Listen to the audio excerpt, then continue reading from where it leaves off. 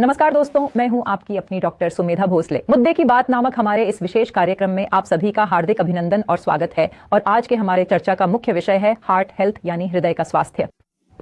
आज हम दिल की सेहत पर चर्चा करेंगे। इस अहम विषय के लिए हमारे साथ हैं एक विशेषज्ञ डॉक्टर। जी हाँ, आपने सही पहचाना, हमारे साथ हैं डॉक्टर जगदीश हिरेमठ।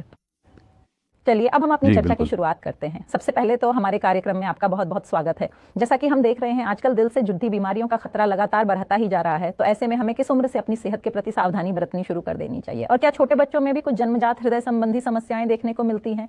जी, जब हम दिल की बीमारी की बात करते हैं तो अक्सर हमारा ध्यान सिर्फ हार्ट अटैक पर ही जाता है। लेकिन अगर हम दिल को एक कमरे की तरह समझें तो जैसे कमरे में दरवाजे और खिड़कियां होती हैं, वैसे ही दिल में वाल्व होते हैं जो खुलते और बंद होते हैं। जैसे इस कमरे की दीवारें हैं, वैसे ही दिल में मायोकार्डियम की मांसपेशियां होती हैं जो पंप करने का काम करती हैं। इस कमरे में जैसे प्लम्बिंग सिस्टम होता है, वैसे ही दिल में कोरोनरी आर्टरीज होती हैं और एक इलेक्ट्रिकल सिस्टम भी होता है। यानी ये पूरी तरह से एक कमरे की तरह डिजाइन किया गया है, लेकिन ये जीवित है और लगातार धड़धड़कता रहता है। इसीलिए इनमें से किसी भी सिस्टम में गड्डी दीदी बद्दी हो सकती है। कभी कभी कुदरती तौर पर जन्म से ही दिल में छेद हो सकता है, या दिल की धड़कन बहुत धीमी हो सकती है जब उसका इलेक्ट्रिकल सिस्टम फेल हो जाता है। और जाहिर है हार्ट अटैक तब आता है जब रक्त वाहिकाओं में कोई रुकावट आ जाती है। लेकिन जब हम ये कहते हैं कि दिल की बीमारियों का खतरा बारिश रहा है, तो हमारा मतलब हार्ट अटैक जैसी गंभीर समस्याओं से होता है। और इस बारे में सही जागरूकता की शुरुआत तो बचपन से ही हो जानी चाहिए। जैसे हम बच्चों को बाहरी स्वच्छता के लिए रोज नहाना सिखाते हैं, वैसे ही आंतरिक रूप से स्वस्थ रहने के लिए एक बेहतर जीवन शैली, संतुलित खान पान, कसरत, तनाव कम करना और धूम्रपान जैसी हानिकारक आदतों से दूर रहना, ये सब हमें डाइनिंग टेबल पर बैठकर बचपन से ही सिखाना चाहिए। बिल्कुल सही बात है। बच्चों में मोटापे की समस्या इतनी बराच गई है कि आजकल मैं पुणे के करीब 6-7 स्कूलों में पेरेंट्स मीटिंग्स लेती हूँ। हर 3 महीने में होने वाली इन मीटिंग्स में मैंने देखा है कि 10 साल के बच्चों का भी पेट निकला हुआ है, वे ठीक से चल भी नहीं पाते। तो क्या ये कहना सही होगा कि भविष्य में होने वाली दिल की बीमारियों की नींव इसी उम्र में पड़ी रही है? ये तो बिल्कुल ही सही है। बच्चों के खान पान और उनके पोषण संबंधी आदतों के बारे में तो हम विस्तार से चर्चा बाद में करेंगे ही, लेकिन ये जो डायग्नोस्टिक टेस्ट होते हैं उन्हें आखिर किस उम्र में करवाने की शुरुआत कर देनी चाहिए? मेरे हिसाब से पहला टेस्ट 10 से 15 साल की उम्र में होना चाहिए, ताकि जन्मजात या बचपन से चली आ रही समस्याओं का पता चल सके। शुगर हो सकती है, कोलेस्ट्रॉल जेनेटिक हो सकता है जो 10 साल की उम्र में ही डायग्नोज हो जाता है। साथ ही ब्लड प्रेशर भी चेक करना चाहिए, क्योंकि ये भी बचपन से हो सकता है। इन 3 बुनियादी चीजों की जांच कम से कम एक बार तो अवश्य ही हो जानी चाहिए। शुगर जी हाँ, और जब बच्चा 10 साल की उम्र में चेक करवाना चाहिए। अगर ये बचपन से होने वाली समस्याओं को रूल आउट करने के लिए है। एक बार रिपोर्ट नॉर्मल आ जाए तो फिर 30 साल की उम्र से नियमित जांच शुरू करनी चाहिए, फिर 35, 40 और इसी तरह। यानी जो उम्र की सीमा पहले 40 साल हुआ करती थी, वो अब घटकर 30 साल तक आ गई है। इसके लिए हमारी बदलती जीवन शैली तो निश्चित रूप से जिम्मेदार है ही, लेकिन मुझे ऐसा लगता है कि हाइपरटेंशन इसमें एक बहुत बड़ा फैक्टर है और हमें इस विषय पर और अधिक विस्तार से बात करनी चाहिए, क्योंकि ये वास्तव में एक बहुत गंभीर बीमारी है और लोग इसे लेकर काफी लापरवाह बने हुए हैं। अक्सर लोगों को यह लगता है कि हाइपरटेंशन ही तो है, बस उम्र भर एक गोली खानी है और सब कुछ ठीक हो जाएगा। इसलिए इस बारे में भी लोगों को जागरूक करना बहुत जरूरी है। आज के समय में इसका प्रसार लगभग 33% तक पहुंच चुका है। इसका मतलब यह है कि यदि आप 3 लोगों से मिलते हैं तो उनमें से एक व्यक्ति हाइपरटेंसिव होगा। इसके बावजूद इसे उतनी गंभीरता से नहीं लिया जाता है जितनी कि इसे लेने की आवश्यकता है। जैसा कि आपने कहा, या तो इसे नज़रअंदाज किया जाता है या फिर एक गोली के भरोसे छोड़ दिया जाता है। लेकिन सच तो यह है कि हाइपरटेंशन सबसे बड़ा किलर है। डायबिटीज से भी ज्यादा खतरनाक बीमारी हाइपरटेंशन है। यहां तक कि डायबिटीज में भी ज्यादातर समस्याएं हाइपरटेंशन की वजह से ही होती हैं। इसलिए इसे एक अलग नजरिए से देखने की जरूरत है। इसीलिए मैंने कहा था कि 10 साल की उम्र से ही ब्लड प्रेशर की जांच शुरू हो जानी चाहिए और फिर हर 5 साल के अंतराल पर या 20 साल की उम्र के बाद इसकी जांच को अनिवार्य रूप से करवाना चाहिए। और 120/80 को ही मानक पैमाना मानना चाहिए। इंसान की उम्र चाहे जो भी हो, नॉर्मल ब्लड प्रेशर का स्तर 120/80 ही होना चाहिए।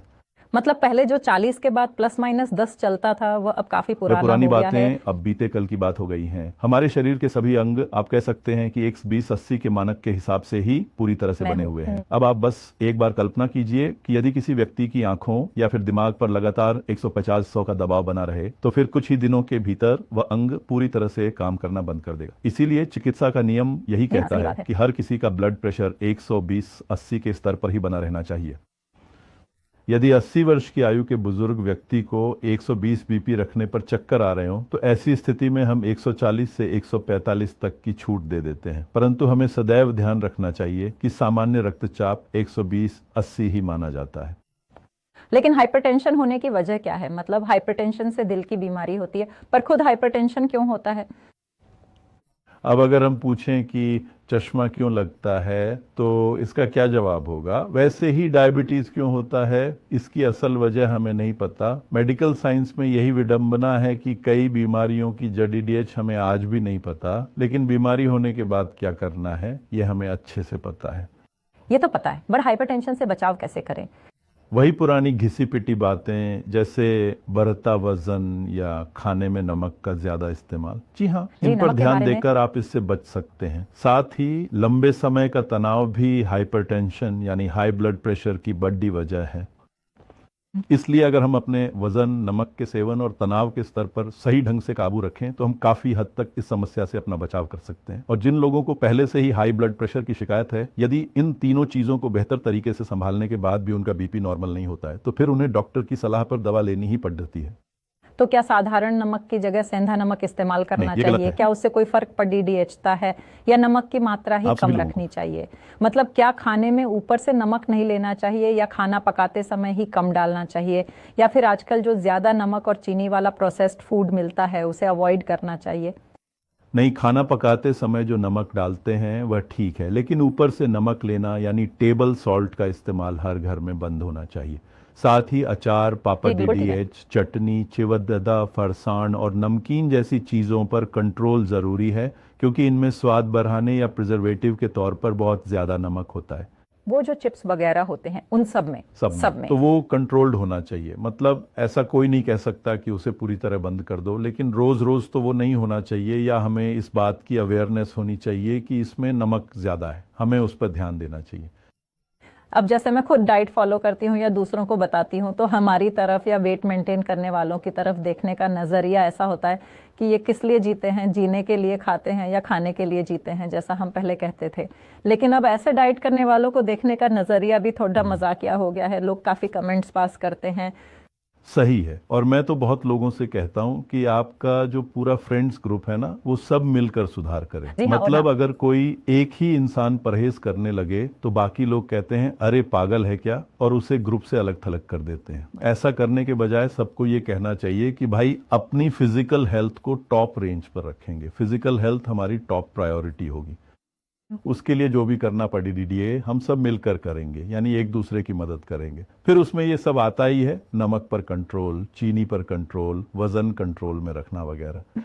मतलब डाइट करने वालों का मजाक नहीं उठाना चाहिए। जो डाइट नहीं करते वो मजाक के पात्र हैं, या फिर खराब सेहत की वजह से उन्हें हार्ट डिजीज और हाइपरटेंशन होने का ज्यादा खतरा है। अगर हम ये मान लें कि हम दिन में 3 बार भोजन करते हैं तो महीने में हम लगभग 100 बार खाते हैं, तो उन 100 बार में से 80 बार आप केवल अपने शरीर के पोषण के लिए खाइए, अच्छी सेहत के लिए खाइए, और फिर शायद 20 बार आपका इंडल्जेंस टाइम या चीट टाइम हो सकता है। अगर आपको कोई बीमारी है तो आप 90 और 10 का रेशियो रख सकते हैं, लेकिन अगर ऐसा रखेंगे तो आपको दोनों चीजें मिलेंगी। आपको वो खुशी भी मिलेगी जिसकी आप उम्मीद करते हैं, और आपकी सेहत भी अच्छी रहेगी। हाँ ना, और सच तो ये है कि ये गलत चीजें खाने की टेंडेंसी अभी इन पिछले 20-25 सालों में ही बढ़ी है। जब हम छोटे थे तो इस तरह की चीजें सिर्फ त्योहारों पर ही बनाई जाती थीं। लेकिन आजकल ये जब हम छोटे थे वाला जुमला ही बेकार हो गया है। आजकल ये किसी को पसंद ही नहीं आता। किसी को पसंद नहीं आता, और हमें भी ऐसा लगता है कि अब हम बहुत बड़े हो गए हैं। हाइपरटेंशन से बचाव के लिए जो डाइट आप बता रहे हैं वो तो ठीक है, लेकिन मैंने कहीं पर ये पढ़ा था कि डायबिटीज, हाइपरटेंशन, ओबेसिटी और हाइपरथायराइडिज्म जैसी ये तमाम बीमारियां असल में इन्फ्लेमेटरी डिसऑर्डर्स की श्रेणी में आती हैं। यानी कि ये बीमारियां हमारे एंडोथेलियम में होने वाले इन्फ्लेमेशन की वजह से ही पनपती है। तो आखिर ये इन्फ्लेमेशन शरीर में किस वजह से पैदा होता है? हाँ, मतलब मान लीजिए हमने एक रक्तवाहिनी यानी आर्टरी देखी तो उसकी 3 लेयर्स होती हैं, बाहरी लेयर, बीच वाली लेयर और अंदरूनी लेयर। तो अंदरूनी लेयर को जैसा आपने कहा हम एंडोथेलियम कहते हैं। तो सारी गड्डी एफडीएच इसी एंडोथेलियम से शुरू होती है। उस पर इन्फ्लेमेशन होने का मतलब क्या है? जैसे हमें कहीं चोट लग जाए तो वो हिस्सा लाल हो जाता है, सूज जाता है, उसे हम इन्फ्लेमेशन कहते हैं। ये शायद काफी सटीक शब्द है। तो अगर वो इन्फ्लेमेशन उस रक्तवाहिनी की अंदरूनी लाइनिंग में शुरू हो जाए तो फिर वहाँ कोलेस्ट्रॉल जमने लगता है, ब्लॉकेज शुरू हो जाते हैं। यहाँ तक कि डायबिटीज जैसी गंभीर बीमारी का मुख्य आधार भी इन्फ्लेमेशन को ही माना जाता है। आज के समय में कई तरह की क्रॉनिक बीमारियों की जड़ी डीडीएच में भी इन्फ्लेमेशन ही छिपा हुआ है, और जिस एक चीज से शरीर में सबसे ज्यादा इन्फ्लेमेशन पैदा हो सकता है वो चीज है चीनी। अच्छा, तो नमक और चीनी, इन दोनों चीजों के बारे में हमने देखा कि इन्हें छोड़ीएच देना ऐसे चाहिए, छोड़ना नहीं, कंट्रोल अपना कंट्रोल करना बनाए चाहिए। रखो। हाँ, मतलब बिल्कुल। नमक कंट्रोल करना चाहिए और चीनी छोड़ीएच देनी चाहिए, ऐसा कहना गलत नहीं होगा। या थोड़ी चीनी चलेगी? बिल्कुल चलेगी। मेरा मतलब है कि कुदरत ने इसे बनाया है तो ये कोई जहर नहीं है, लेकिन अगर हम देखें तो औसतन चीनी की मात्रा कम होनी चाहिए, नमक की मात्रा कम होनी चाहिए, बस इतना ही कहेंगे। वर्ज या छोदना शब्द आते ही उसका विरोध बहुत शुरू हो जाता है। विरोध तो होता है, पर मोटे लोगों को चीनी जरूरत के जो हिसाब से जरूरत लेनी के चाहिए, हिसाब से हो, आपकी उम्र के हिसाब से लिमिट में लेनी चाहिए। चीनी की मात्रा कम करनी चाहिए, नमक की मात्रा हिसाब से होनी चाहिए, क्योंकि हम बिल्कुल बेस्वाद और फीका खाना तो नहीं खा सकते मोटापे और दिल की बीमारी के लिहाज से। और कौन से रिस्क फैक्टर्स हैं? हम कह सकते हैं कि हाई ब्लड प्रेशर, डायबिटीज, खून में कोलेस्ट्रॉल की ज्यादा मात्रा यानी हाई कोलेस्ट्रॉल लेवल्स, तंबाकू किसी भी रूप में हो, चाहे वो तंबाकू चबाना हो या नस्वार हो या स्मोकिंग हो, हर तरह के तंबाकू के सेवन से ये बीमारियां होती हैं। इसके अलावा मानसिक तनाव की समस्या और सेंट्रल ओबेसिटी, यानी कि जिन लोगों का पेट काफी भरा हुआ होता है, ऐसे व्यक्तियों में इसका खतरा काफी अधिक बढ़ जिसे जाता एप्पल है। शेप कहते हैं। मुझे याद है आपने मेरी किताब में एक बहुत अच्छा चैप्टर लिखा था और उसके बाद इतने लोगों ने मुझे थैंक्स कहा कि वो बहुत बढ़िया है। और डॉक्टर साहब, मेरी किताब की प्रस्तावना लिखते समय आपने कहा था कि ये किताब एक टेक्स्ट बुक की तरह इस्तेमाल की जाएगी, और मुझे बताते हुए बहुत खुशी हो रही है कि चंद्रशेखर अगाशे कॉलेज और जालना फिजिकल ट्रेनिंग कॉलेज में ये एक टेक्स्ट बुक के तौर पर पढ़ाई जा रही है। तो आपने ये जो काम किया है, और आपके उस लेक्चर की लोग बहुत तारीफ करते हैं, क्योंकि मोटापे और दिल की बीमारी का गहरा संबंध है। मोटापे का हाइपरटेंशन से संबंध है, मोटापे का डायबिटीज से, और इसका उल्टा भी, इन सब का आपस में कनेक्शन है। इसके अलावा स्मोकिंग और अल्कोहल भी, आजकल अल्कोहल का चलन बहुत बढ़ गया है।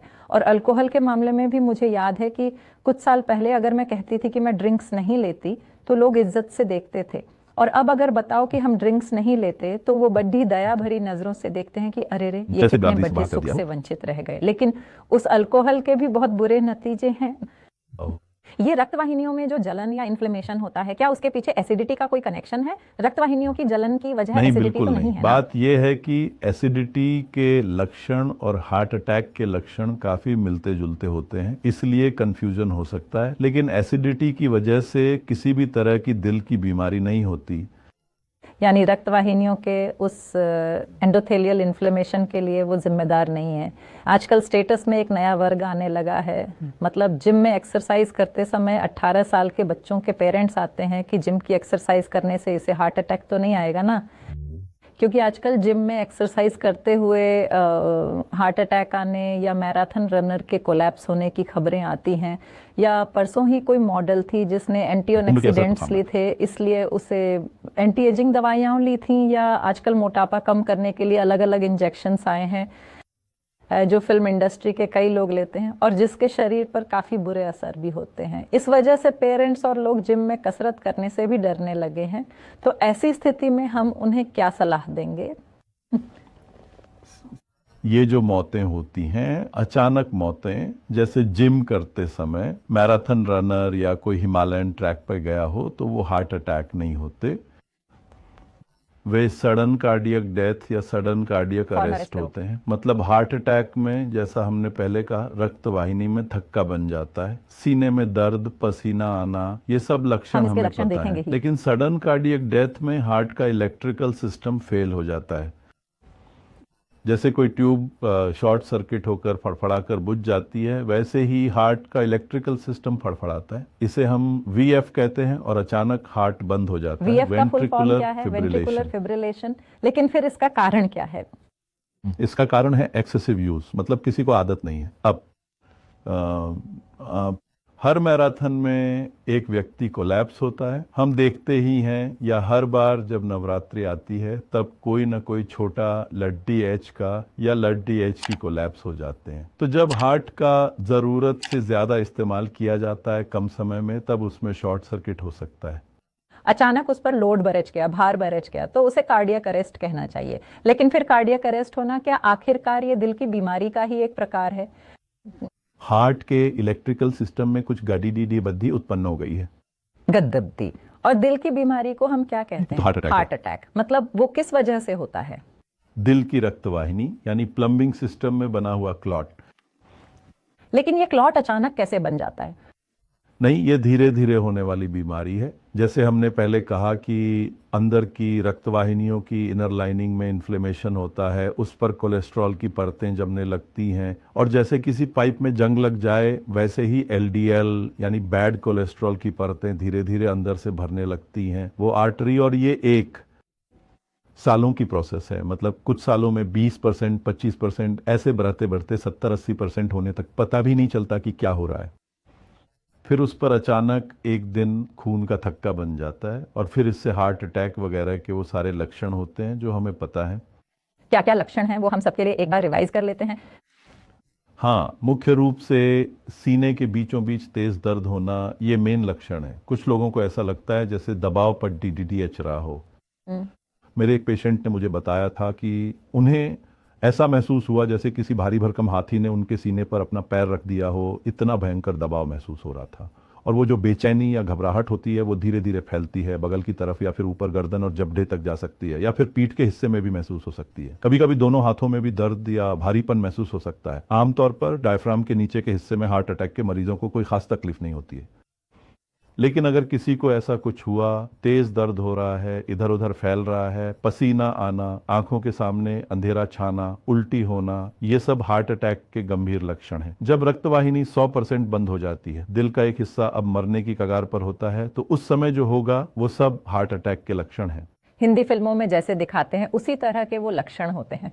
और उससे पहले की एक स्टेज होती है जिसे हम एंजाइना कहते हैं, जिसमें रक्तवाहिनी 70-75% ब्लॉक होती है। तो वो व्यक्ति मान लीजिए 2 मंजिल 4H गया, दिल की धड़कन बढ़कर 110 तक पहुंच गई, हृदय पर काम का बोझ काफी बढ़ गया, और उससे जितनी मात्रा में रक्त के प्रवाह की आवश्यकता थी वह उसे मिल नहीं पाया। फिर छाती में भारीपन महसूस होना और दर्द का शरीर में फैलना, ये सब इसके प्रमुख लक्षण हैं। और यदि वह व्यक्ति एक जगह शांत होकर बैठ जाए तो स्थिति धीरे धीरे सामान्य हो जाती है। तो ये पहला स्टेप है। इस स्टेप पर जब हृदय पर दबाव बढ़ा जाता है तो शरीर में रक्त संचार की प्रक्रिया प्रभावित होने लगती है।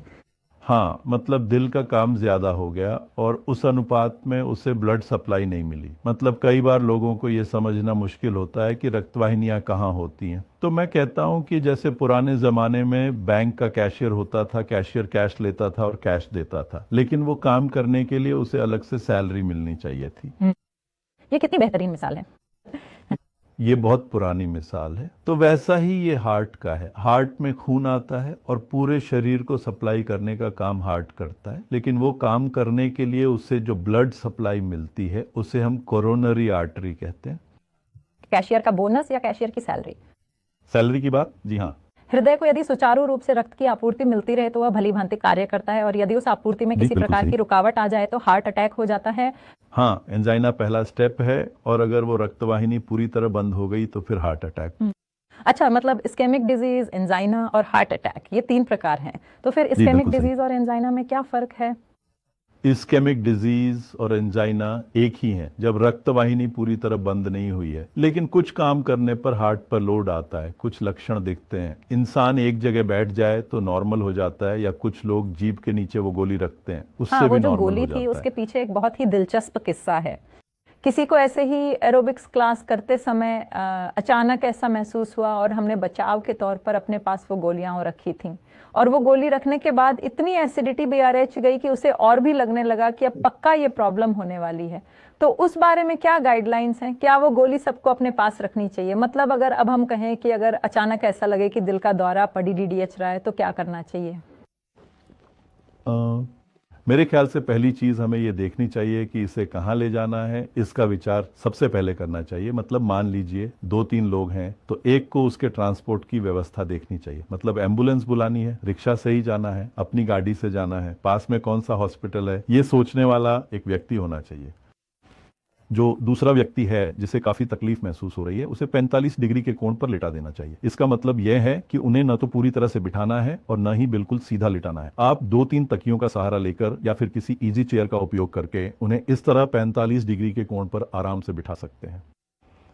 उसके बाद कपेडी डैडी थोड़े ढीले कर देने चाहिए। और डिस्प्रिन की गोली बहुत से लोगों के पास होती है, मतलब होनी ही चाहिए। उसे डिस्प्रिन इसलिए कहते हैं क्योंकि वो डिस्पर्सिबल एस्पिरिन है। तो वो एस्पिरिन पानी में घोल कर दी जाए तो वो एक बहुत अच्छे फर्स्ट एड के तौर पर काम करेगी, खून पतला करने वाली गोली के रूप में।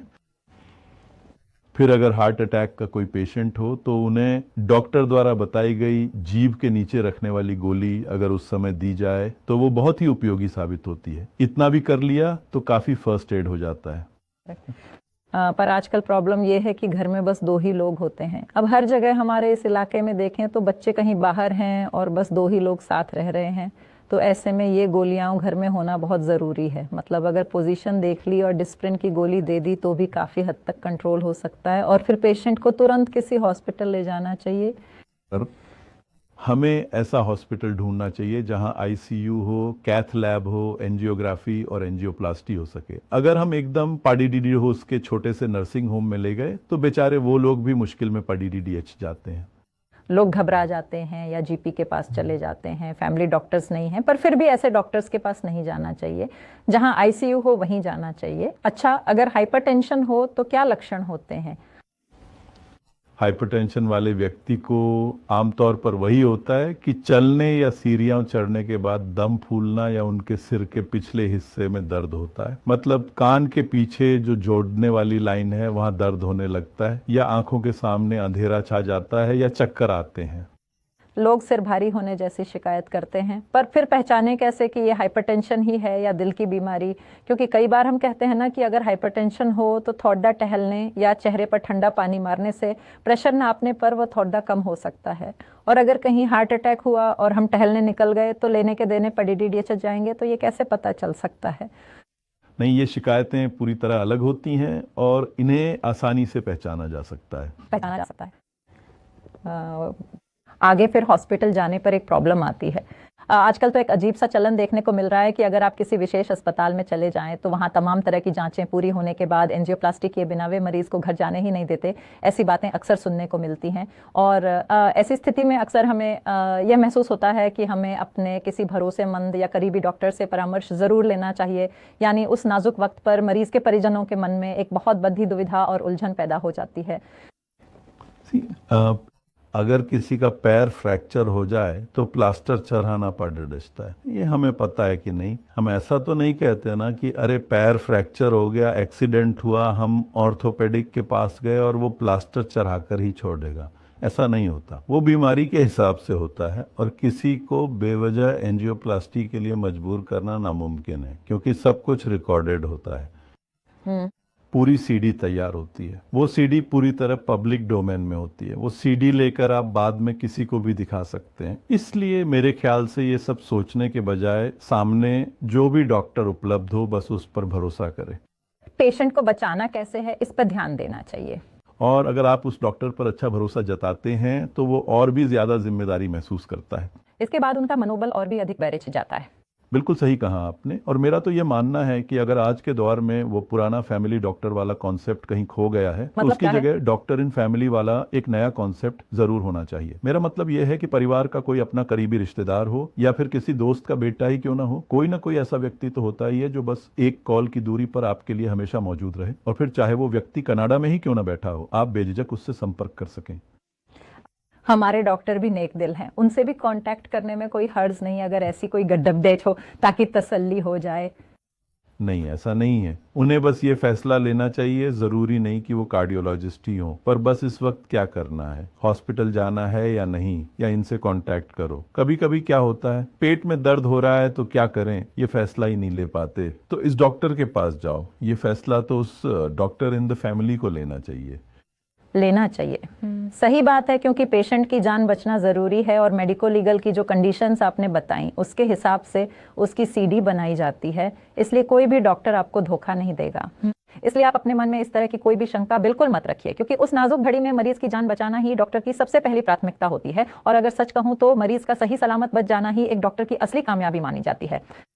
हमसे कहीं ज्यादा खुशी तो उन्हें होती है। अगर आप थोड़ा गौर से देखेंगे तो आपको यकीनन बिल्कुल ऐसा ही महसूस होगा। ठीक हुए पेशेंट की जो खुशी होती है वो नाम, पैसा और शोहरत से कहीं बढ़कर होती है। हाँ, बहुत बराबर होती है। अब नाम, पैसा, शोहरत तो डॉक्टर के लिए बाय प्रोडक्ट्स होते हैं। सर, सबसे अहम है मरीज को हमारे हाथों से मिलने वाली राहत और उससे मिलने वाला संतोष, जो हर डॉक्टर के मन में बसा होता है। उनकी पढ़ाई का सफ़र इतना कठिन होता है कि उस प्रक्रिया से गुजरते हुए एक साधारण इंसान खुद ब खुद डॉक्टर बन जाता है। मेरा मतलब उन्हें भगवान कहना नहीं है, पर एक डॉक्टर में आने वाला यह बदलाव वाकई एक लंबी और गहरी प्रक्रिया है। और दिल की बीमारी के मामले में क्या सावधानी बरतनी चाहिए ताकि ये हो ही ना? हाँ, मतलब फिर से हम हार्ट अटैक के बारे में ही बात कर रहे हैं। तो मुख्य बात यह है कि अगर हम इन फैक्टर्स पर ध्यान दें, जैसे कॉमन सेंस डाइट फॉलो करें, सबको करनी चाहिए। मतलब हम सबको ये मानकर चलना चाहिए कि हम डायबिटिक हैं, इसमें कोई बुराई नहीं है।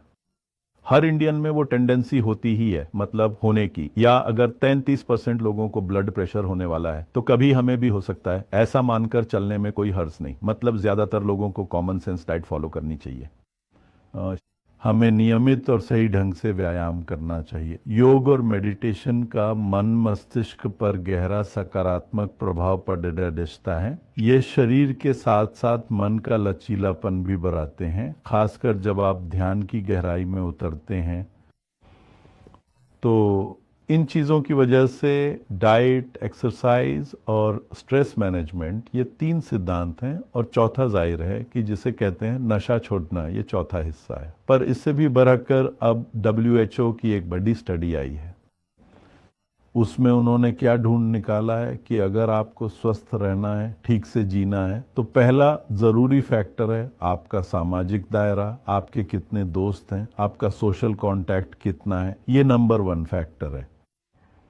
दूसरा सबसे जरूरी है हमारा इमोशनल कोर ग्रुप, यानी कि हमारे परिवार के सदस्य और हमारे करीबी दोस्त। और WHO ने जो 10 मुख्य कारक बताए हैं, उनमें सिगरेट छोड़ना या साफ हवा में रहना काफी नीचे के पायदान पर आते हैं। अच्छा, मतलब सिगरेट को हम हाई रिस्क फैक्टर नहीं मानते? 10 में वो है ही, वो जरूरी है, पर उसमें सबसे जरूरी हिस्सा है सोशल कनेक्ट और इमोशनल कोर ग्रुप, फैमिली और फ्रेंड्स। ये इतना जरूरी है।